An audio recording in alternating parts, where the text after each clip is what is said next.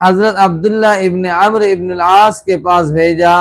حضرت عبداللہ ابن عمرو ابن العاص نے ان تمام اکابر صحابہ کے سامنے بیان فرمایا کہ اکبر الکبائر اور اعظم الکبائر شراب پینا ہے۔ یہ سن کر بڑے بڑے اکابر صحابہ اچھل پڑے۔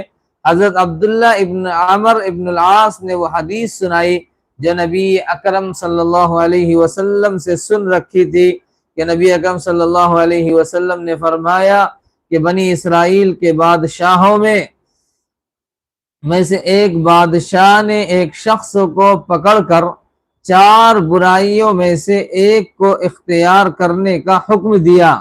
اگر تم چاروں میں سے ایک کو بھی اختیار نہیں کرو گے تو تم کو قتل کر دیا جائے گا۔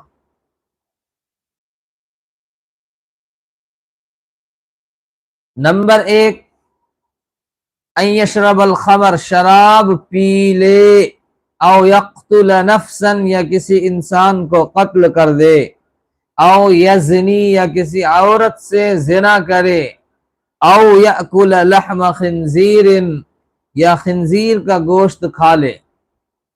قوم بنی اسرائیل میں سے یہودی خنزیر نہیں کھاتے ہیں، نصرانی کھاتے ہیں، یہ واقعہ یہودیوں کا ہے۔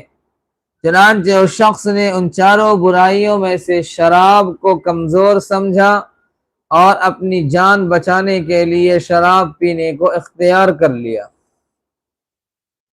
جب اس نے شراب میں منہ لگایا